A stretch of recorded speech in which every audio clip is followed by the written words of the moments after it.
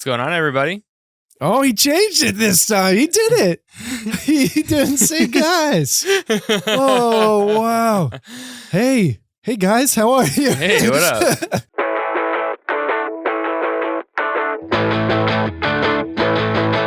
I say, what's going on, quitters, on my show every single week. And I realize it's like burned into my brain. Oh, you have a podcast? Yeah. It's burned into my brain. I tried to change the intro and it's so hard. The neural pathways are so firmly laid. It's like stuck. Yeah. Welcome to episode 2 now. Yep. I would like to acknowledge how much better I look in this episode. Yeah, you do. Oh, yeah. Anyway, this is Connor. Yeah. The better looking than last time, Connor. Yeah, and I'm Maxim. We're the co-founders of My Friend's Basement Studio. Yes, we are. And getting back to me looking good. It was I feel good about myself today. Nice. That's great. How do you feel? I'm good. I busted out these pants from the back of one of my drawers. Yeah. I was like, oh, it's like fall. I'm going to be biking. Like, I should get some type of pants. But I was like, I want to have comfort because I know I'm going to be sitting. Mm-hmm. But these pants are like Patagonia, like sweatpants. And, oh, yeah, you got a Patagonia on too. And I can't tell if these are meant to be underpants or pants because they have zippered pockets and they have drawstrings, which gives me outer pants vibes. Mm-hmm. But then there's the P flap. Oh, that's tough. But you can't see through the P flap. It's just like kind of a fake flap. That seems like a you problem. David, part of the duo of S&D podcast recorded right before this one. Yep. Told me that I look like a father who's going to disappoint his kids on Christmas. Oh, that's what he said I look like today. That's a good one. That's a really good roast. He also suggested I text the girl I'm seeing. Are you excited to be a stepmom? He said I had so much dad energy. The energy of this outfit is, I remember one time we were about to start driving our annual Christmas road trip to Michigan. I'm a kid, right? Yeah. My mom is like, oh, I got us muffins for the road. And I'm all excited. I'm like, yo, my mom probably got like 8 blueberry muffins that we can eat on the way. It's going to be awesome. Yeah. Bran muffins. Oh. They're bran muffins. That's what this crunchy ass granola outfit looks like. So this week, I was thinking about, because we're at the beginning of this podcast where we talk about the business behind running a podcast studio and the business of marketing podcasts, growing podcasts. Yeah. Since we are at the beginning, we are probably launching our show this week. Branding should be all set. Yeah. Intro. This will probably be out in 2 weeks, but we should talk about launching a podcast. Oh, yeah. Because so many of our clients that are coming in now have recorded a backlog, including S&D, hasn't launched yet. They should be the next podcast launching from the studio, so definitely look out for that. But we'll have links to their show in our description. Yes. Yeah, when it comes out. We'll have to go back and change it, hopefully. A lot of the podcasts haven't launched here yet. Yep. And it's a very interesting time. I think it's a humbling time for a lot of hopeful podcasters because most podcasts don't make it very far. Right. Absolutely. And so what advice would you, because you've just stuck with a podcast for a long time, what advice is really important? Let's say we're talking to either the clients who are coming in here or people who are looking to start their own podcast. What would you tell them about launching a podcast? I think launching a podcast, like I think managing your expectations is so important. Because like, if we're being real out here, if you don't already have an audience base or a fan base that likes content you make, you're going to start out completely raw on the podcast. Your listeners are going to be your friends, maybe your family or friends of friends. It's also going to be like friends of the guests you have on your podcast. Those are people who are going to tune in. And from that kind of pool of people, you're going to find your like weekly listenership. And that takes a lot of time. It takes honestly, even don't quit your day job. After 2 years, I have not done a lot to market it. And I'm kind of relying on that organic podcast growth through guests and whatever, and people recommending it. It's just it is growing. It just takes a while. It's very slow. Like I think the more aggressive, the people who post more aggressively get more followers. And I think in the modern day and age, I'm starting to realize it's TikTok. Unfortunately, as much as I don't want to be a TikToker, like if you want people to listen to your podcast or grow your numbers, you got to put a clip up. You got to put clips up as often as possible. Like if there's this podcast that I see on TikTok all the time, and it's called the Good Children Pod. And these guys are really funny. These two gay dudes talking about growing up as best friends together. And they're just good, likable guys. And I see clips from them all the time. And I'm like, dude, if I see one more clip, I'm just gonna start listening to their show. Cause it's like it's truly like a death by 1,000 cuts type of marketing in TikTok. And like the other thing, so I guess rewinding a little bit, launching a podcast is kind of like your first steps are getting your logistics covered, your RSS hosting. You want to get your YouTube set up if you do video. Yep. Like kind of getting those out of the way. And then for like launch day, it's important that we tell everyone to do this. Put out a trailer first to make sure your podcast is available on all the listening platforms by the time you launch your first episode. And when we did Small Town Radio, we did like a countdown on Instagram. We did a countdown, but we didn't know about the trailer thing. Right. Because in the past, I had moved an RSS feed. Actually, we should rewind. RSS feed, for anyone who like knows podcasts, I don't know if that's necessarily this target audience, because it will be. Yeah, it should be. But RSS feed, I think we can agree as podcasters, is the most uninviting name for a way to distribute your podcast. Yeah. Like, even when we talk about it, or I talk about it with clients in here, I'm like, I don't think people are fully grasping what it is. It's not common vernacular. Right. It's like, it's something I think about only when I talk about distributing a podcast, which is really frustrating. I feel like there's got to be better branding around that. It is, but it's also like it's not a unique to podcasting thing. No, it's which is why not. it has to be like that. But the RSS feed is like, it's like the stone tablets which you're engraving your podcast on. Yeah, I mean, I used to use, it's actually very helpful if anyone's like doing a podcast targeting a specific thing. RSS feeds for news are really helpful. Mm-hmm. So I know it's common in anything that you're any website that's posting a lot, but it's just like, it's RSS feed is super uninviting. And then like you have to go find, not only do you need to understand what an RSS feed is when you launch a podcast initially to even get it anywhere, then you need to figure out how to distribute it. Yeah. And not a sponsor, nothing, like no real connections, but we've always used Anchor. Yep. Anchor was really great when I launched my first podcast, Good News of Podcast. They put me on their podcast of the week. They put me on their preferred Slack channel. Mm-hmm. And I actually signed an NDA with them at one point about some new products that were coming out. I think I can talk about it after the thing is launched. I forget what the NDA was. Better not. Yeah. But it was like they were very good to me. Their customer service was always good. And their whole mission is always to be free. And free, and it's so simple. Yeah. It's like just the easiest thing to use ever. You can schedule it out, and then it will tell you, it'll help distribute your RSS feed to Spotify, because Spotify owns them. That's the simplest one. All the major platforms, Apple Podcasts, Google Play, Stitcher, the other ones. Yeah. So that's a good place to start.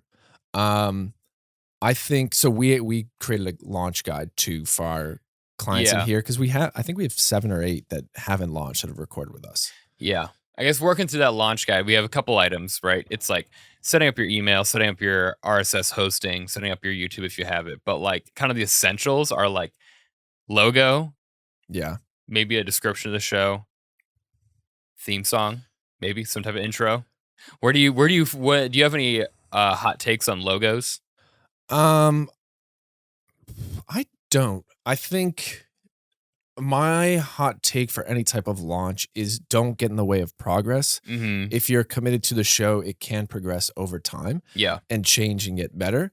And that's just something like, I think with any creative project, you go at it not expecting to learn something along the way and to grow along the way. Right. So I don't have a hot take other than get one with it needs to be 3000 by 3000 pixels, dollars. Yeah. And then you should have one with a clear background. You should have one that you can, the clear background will allow you to put it on your videos. It'll allow you to use in a lot of different ways. If you're making it yourself, I think just having a clear background file. Yeah. And then also, having different dimension for YouTube, having different, like, know the dimensions of the social media you are going to be using. Yep.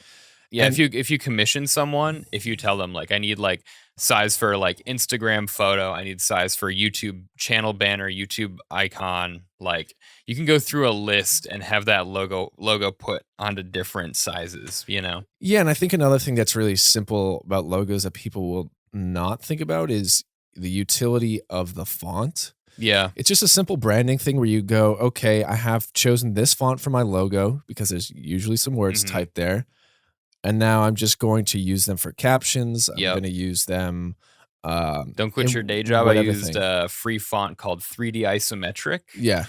And it just looks clean and it's just blocky, you know, very kind of video gamey style. And like I manually color in the logo. Like when I do my logos on Illustrator, I'll like put the words there, create outlines, and then fill in the colors I want. So it's not just like a kind of a one color font, but I stick to that for my captions, for my like all my logos, everything, everywhere I can. I try to keep the font the same.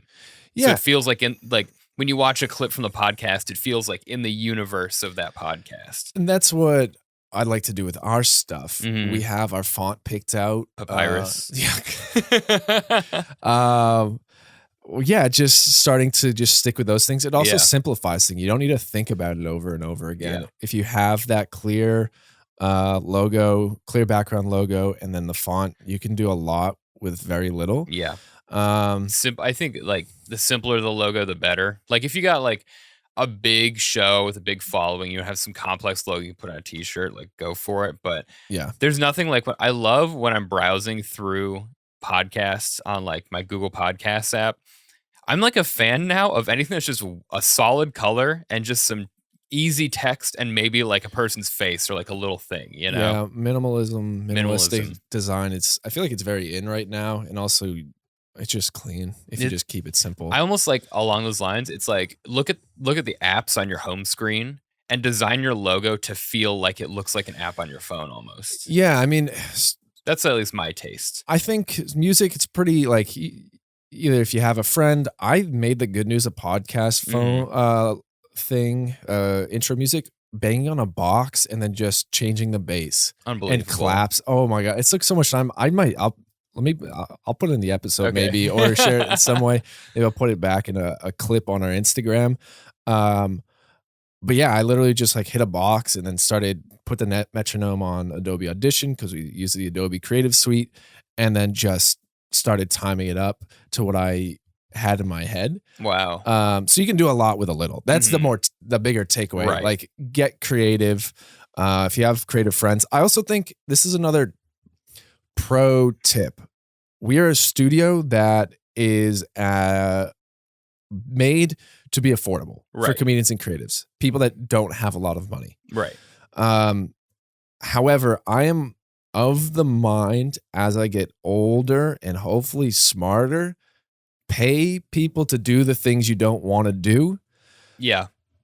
I mean, if you're super gung-ho and you're like, hey, this is a podcast about me becoming creative, getting more creative, do all that stuff, have fun with it. But if you're like, if the logo is going to be the thing that prevents you from making a podcast you always want to make, don't get in your own way, spend a little bit of money. And then if you're serious about treating your podcast like a business or trying to make money off of it, then in your head, it's very easy to justify. I'm going to recoup this at some point if I continue to work hard. Yeah.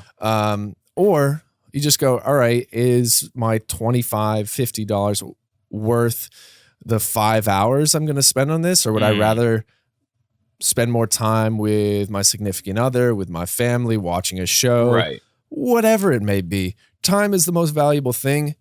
save it with some money. Yeah. I would say along those lines too, like on the far low budget end is like obviously make it yourself somehow. Yeah. I think the ideas for that is like if you can use Ableton or any type of music program, go for it. Like I mean, musicians, you got a head start in this, but if you're not musically inclined and you want a theme song, you don't want to pay for it. You could also use royalty free music, I believe. Yeah. And you can some shows I've noticed do this is they will take clips, audio clips from their show and kind of chop it up and mix it up in the beginning. So you start a show and you're listening to maybe just like a drum beat from the internet, and then they're putting clips of audio on that. And then when the show starts, you can tell. And Yeah. I would also say if you're doing intro music, you might as well have some outro music too. Like the chances that your guests are making it to the end of your hour-long 45-minute recording No plus, chance. it's low. Once I hear music, I skip But at the end. yeah, or to the next thing. But that's fair. But it's if you've ever been in the gym when a podcast wraps up and then it just ends in silence, it feels like, oh, is it over? Even though they say it's like a weird mental thing. So I'd say if you're also next step up, if you're paying for music, pay someone to do like an intro, maybe like an outro, or make the outro just a piece of the intro music, and then maybe a filler in case you ever have like a bathroom break or a technical difficulty, something you can stick in the middle that feels like it fits. I think a solution to that for people on a budget or people who are trying to simplify is just get a loopable file. If someone's making for you, go, can you loop this? Because then you can just put one after the other. If you need something longer, you can do something shorter. You can have a lot of variables. But I think talking about even before, like the launch, the expectation, I think launching a show also encapsulates starting a show. Right. Like when we first met, we talked about small town radio. And I remember saying to you, like, we need to have a theme. We need to have something other than just sitting and talking. You know how happy I was when you told that to me? I was like, I had the same thing in mind. Like, we need a theme. Well, it's for me, and we have Hangout podcasts. Yeah. We just had Bit Heavy record for the first time. I don't know when their podcast is going to launch. Vikrant and Arjun were in here, and they even said at the top, like, the world doesn't need, in their intro, like, the world doesn't need another buddy talking podcast, but here we are. Yeah. And there are people who love it. I think podcasts can be used for so many reasons. I know people have podcasts just to catch up with their friends. Mm-hmm. We have one potential host coming in here who wants to call his buddy in Australia. Yeah. And that's a medium to hang out and catch up. I think that's great. I'm not here to say, hey, you need to have a theme. You need to have a target audience. That's not what this medium is for. It's free to everyone. But go out and have some fun. Have a structure, have some type of skeleton or idea. But also, I think the important part is to know yourself. Yeah. In our conversation, it was like, we're comedians. We want this to be something. Right. We want this to be a part of who we are creatively. Yeah. And we don't want it. We're not here to catch up with friends. Right. Not that there's anything wrong with that, but that is not what we wanted. So I think the first step too is to identify, even before you launch, why are you doing a podcast? Right. Yeah. Like if it's something that you don't know and you want to explore, that could lead to some frustration. I journaled last night, and I was thinking about it. I'm like, oh, I start to change things when I get really frustrated. Yeah. I start to take action when I'm frustrated. And I was like, maybe a little bit more self-awareness along the way would allow me to change faster. Yeah. So I think taking that time to be like, all right, why do I want this? Okay. Then understanding that, I can go, do I want to pay for other stuff to get done because I want this to be a business? Yes. Okay. Then I do that. Right. This is a creative project for me and a buddy. We're going to go DIY. Great. Those decisions get made for you if you start to self-identify what your podcast is for. And then I would say most people, when you get to the other side of the launch, have really high expectations. Yeah. And you talked about it a little bit, managing them. That's it's a big really one. important. Yeah. But I think that ultimately starts with being like, okay, this is supposed to be a business for me. okay, then I need to hustle and do all these things, X, Y, and Z. Right. No, this is me and my buddy hanging out. Okay, this is fine for me. And then there's that whole range in the middle. Yeah. But understanding what it's for Yes. is going to make managing expectations very easy. Yeah, so much better. Cause it's like, okay, for Don't Quit Your Day Job, for example, like I'm just leveraging my network of creatives that I know to interview a new person every week. Yeah. It's not a high budget production. It's easy. There's no upfront research. There's not some big marketing push. If I was doing a show that's, I want to be making money within the first like 15 episodes, like all those episodes are going to sound amazing. I'm going to have lots of research for whatever topic I'm picking. My guest is going to be well informed. It's going to be like tight. It's going to be well run ship. And there's going to be a lot of marketing leading up to launch. Like, Yeah. because if you're just doing like a one and done thing, you really want to go high production value, but also that also allows you to be like, oh, I know once I'm done with these 15 episodes, I'm going to be done for like a season or whatever. So you can kind of focus your efforts versus me where it's like my show is like, oh, I've distributed my effort over an indefinite amount of time. So like how much effort do I want to spend every week? How much hassle do I need to spend every week to keep this going? And what's my boundary? Like when does it become too much, you know? And so for people like, I think everyone, in our level, Mm-hmm. I don't know anyone who's launched a podcast and then had it blow up. I'm trying to think of like 10 episodes, 15 episodes, like There's some that went pretty well, like with people you know personally. Yeah. But Okay. I mean, not like like the big ones in New York City that come to mind are like Mango Bay and Asian Not Asian. How long did it take them? Because they've been around for a while. Yeah, they've been. So I remember, I think so. Asian Not Asian is that episode like 250 or something, Which makes it 5 years in. 4 or 5, and they've had a fan base for a while. Mango Bay got a fan base pretty quick, but like what they did is they leveraged kind of their content, right? Yeah. They talk about these specific things where it's like, and shout out to Mango Bay and Asian Not Asian. Yeah. All great, hilarious people, excellent podcasts. But like Asian Not Asian, I talked to one of the original hosts, Fumi Abe. He no longer does the show anymore. But I talked to him. I was like, hey, how'd you guys like grow your audience like early on? And he was like, oh, we posted our show on like subreddits that match the themes of what we talk about, which was primarily like Asian issues or immigration and identity and stuff like that. And kind of the same thing for like Mango Bay. It was like, oh, what are we talking about? Okay, let's post these episodes here. And then you're kind of gathering people from online from these communities to come in and listen. And then you're establishing an audience base.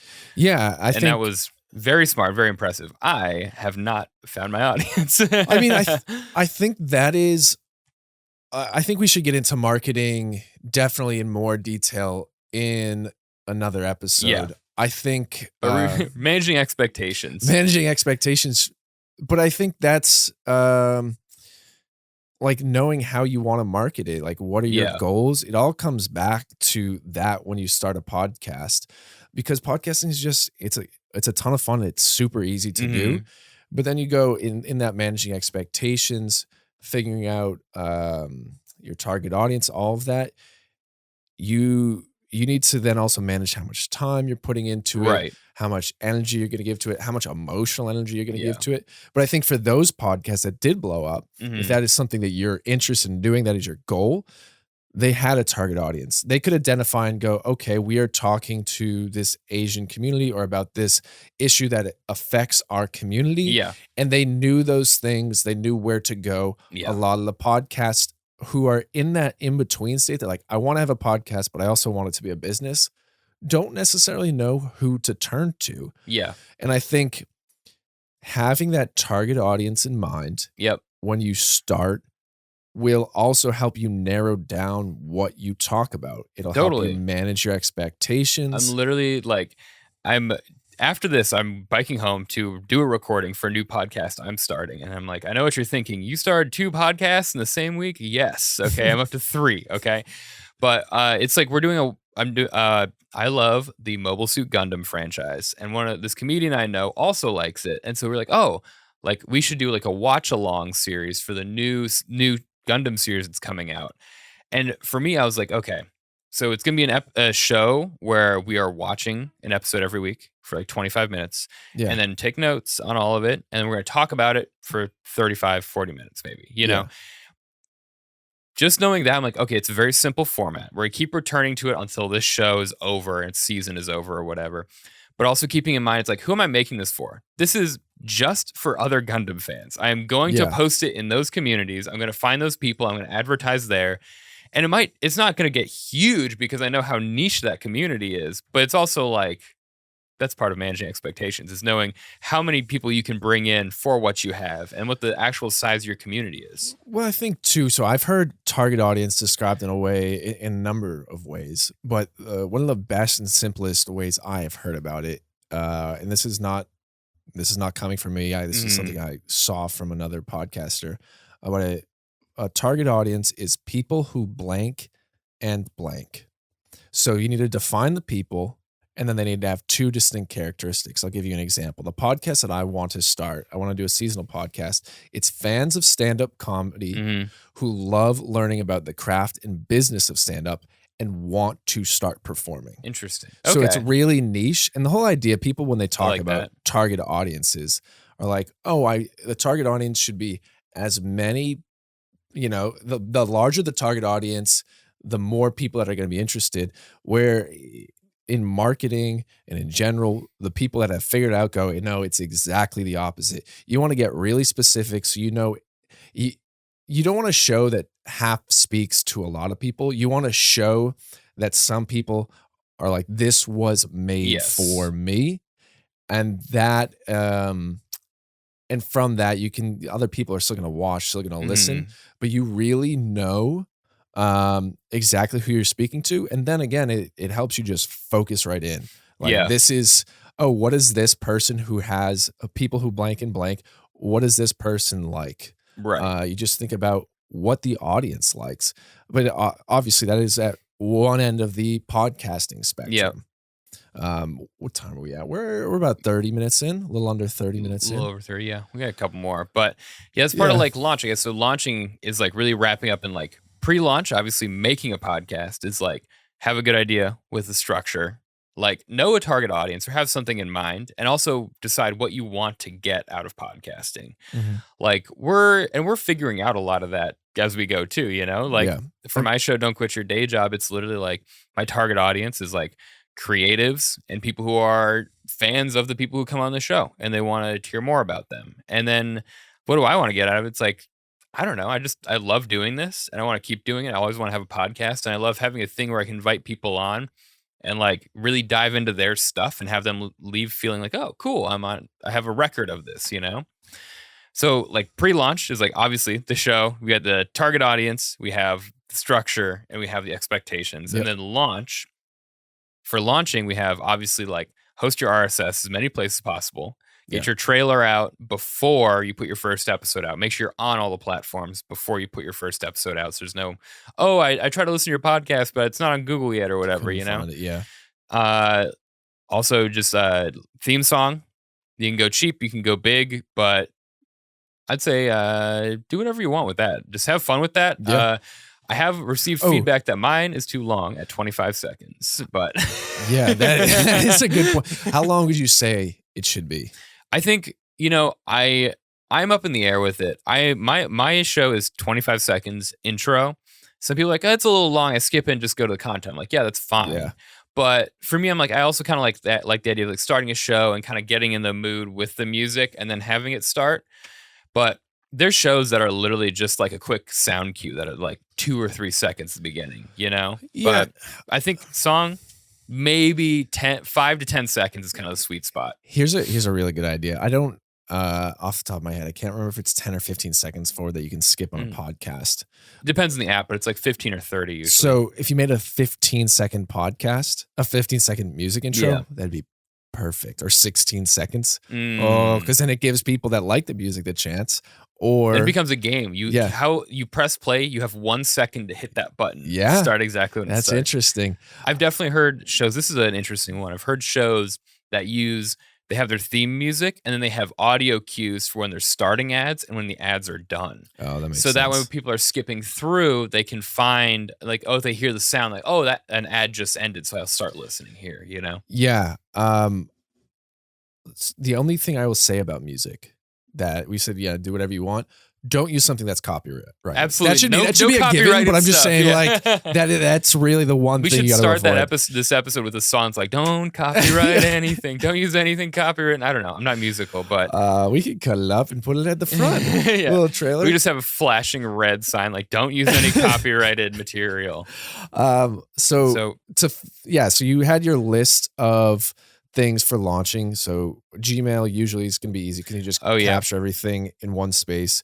Anchor or some place to host your RSS feed. YouTube, if you have video, you have the music, so you've covered those things. And the last piece, just to have a cohesive list, is the cover art. Yeah, cover art, logo, things. simple. Honestly, the logo, just scroll through like your podcast app. Just look at all the logos and kind of get a vibe for what you want. Have it be simple, have it be readable, and have it be something you can maybe put on a sticker.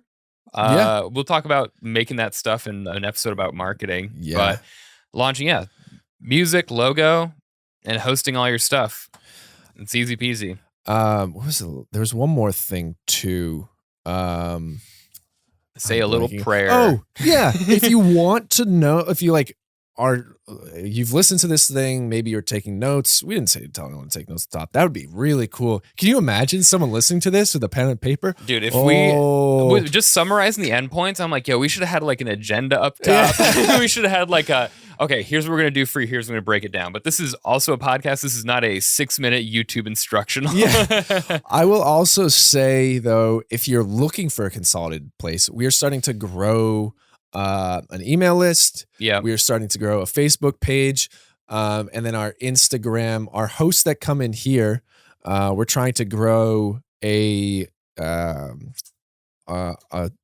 Instagram thread or an Instagram group chat for them. But resources that are accessible to the public, email us. We should have a website soon.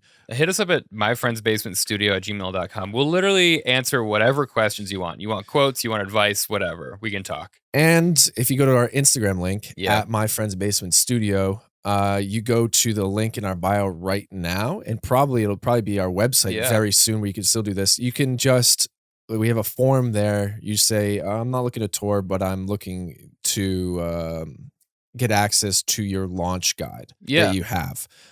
Because that is something we wrote up basically a detailed write-up of what we talked about in this episode. And I think we'll utilize some of our graphic designer skills and then hopefully host it on the website at some point so people can go there, myfriendsbasementstudio.com or myfriendsbasement.studio. I like that one and so hopefully much. .studio is so cool. Hopefully download a PDF that we put there at some point. I don't know what the timeline is, but hopefully we become resources for you. But we're also friendly. DM us. Yeah, DM us. You can DM me at asparagus with guts at the end on Instagram. Yeah. You can follow me on Twitter at Maxim of Allen, which is easy. I don't know. We said we we're going to. Oh, yeah. Mine's at Connor Kwiecien. Good luck. Good luck. It'll be in the video description. But we said last time we'll end with some highlights from the week. Okay. Weekly highlights. Shout out the people who are in here. I'd say, without saying any names, Saturday I gave 2 tours to 2 people who saw the place and were down to record. Yeah. So we brought in 2 new clients, and they are weekday clients, which is the first for us because we work from home. It's easy to schedule people during the daytime. It's harder to schedule people in the evening when there's stuff going on. So it feels good to bring in a few people who are like just down to record during the day. That's a highlight for me. Last week, I think it's been since recording here. It happened last, like the day we recorded last week. Mm-hmm. We had another person come in who wants to use our services remotely. So basically, in our basic packages, we have standard audio and video. And what happens for everyone that comes in here is we clean their audio. Yep. And then we replace the video audio with the cleaned audio. So you have something that's ready to post. Mm-hmm. We also put in the intro music, outro music. You have a package. Yep. But doing things remotely is really exciting because it allows us to reach more people, help more Yep. people. It simplifies the process. Something we didn't talk about in launching the podcast that maybe this could be next time is how much work actually goes into maintaining a podcast. Let's talk about that next time. So much. Because that is what we're here for. Yeah. We're here to like, so you don't need to worry about that stuff. Yeah. So you can still, if you're online, use our services because we'll clean it. We even through your webcam, through your mic, we will produce the show. So we'll be there to help talk through things with you. You can use us as resources still, but then we'll still clean it. Basically, you can use our services whether you're in studio or out. Obviously, we love having people in here. That was kind of cool. That really cool because it's a friend from college who just was like, hey, yeah, we want to support you. The other thing, though, we had Talk Sauce in here on Sundays. Our good friend Bo Ballou, his podcast, and he does a remote podcast. Yeah. And all his guests, him, his co-host, and his guest had matching T-shirts that said, "Skateboarding is a crime, not an Olympic sport." But the first thing they talked about when they came in, the first 30 seconds of their podcast was like, bro, we are in a studio. Like, we got to acknowledge this. This doesn't happen. Usually we are on Zoom. Yeah. And someone's using Apple headphones. It was just cool to see their reaction. To provide like a legit experience, you know? But it's also just to see people like react to something we build. I think Yeah. we talked about it last time. It's really cool. If you want to see their reaction to being in the studio, we have a clip up now on our Instagram. Nice. But it's just like, I don't know. There's something about seeing like they have a really good idea what their podcast is. They've been doing it for a while. They know friends from home listen. That's how they catch up on their lives. They know like people are going to like these inside stories, but getting to help them out, hearing how appreciative they are of this space and like providing that friend group with hopefully like a core memory or something. Memory they look back and like, yeah, remember that time we were in a studio? That was really cool. Also, they had me chime in from the desk and episode 69 part 2. They literally skipped episode 69. They're at 72. They're like, we're saving it and coming back for when we're in the studio. But I got to chime in. So much fun. Shout out to Talk Sauce. That's one of the small joys of producing the podcast is when they want you to talk on mic. It's just like, oh, I'm a guest on every podcast I've recorded this week. Yeah, it's pretty sweet. But that was a lot of fun. It's cool when they like pulled up in a ride share. I don't know which one. Yeah. Nice. I don't care to share. But they all had matching T-shirts and sunglasses. I'm like, this is very cool. This is very cool. fun. And we gave them beer. Hell yeah.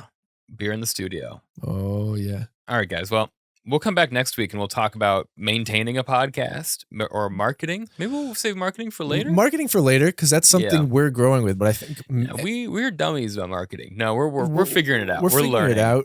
And then, but I think maintain like the actual work that goes into it.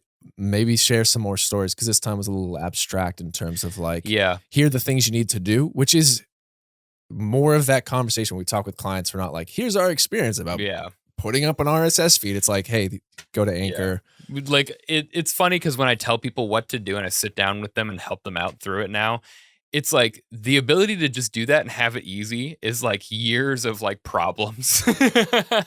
Listen, if you don't want Google to reject your podcast, include my email address in my RSS feed, you know, just simple things. But we'll maintain, we'll talk about it. And if you need a recap, follow us. Yeah, if you need a recap, follow us on My Friend's Basement. We'll probably turn it into a post. That's the point. Go to the website. Do all the stuff. Subscribe to the YouTube channel. Also, I'm excited to see what I look like next episode. Nice. I am too. All right, guys. Thank you so much for watching. We hope you learned something this episode and feel free to DM us. All the links are going to be in the description and we'll talk to you all next week. Oh yeah, we will. Bye. Bye.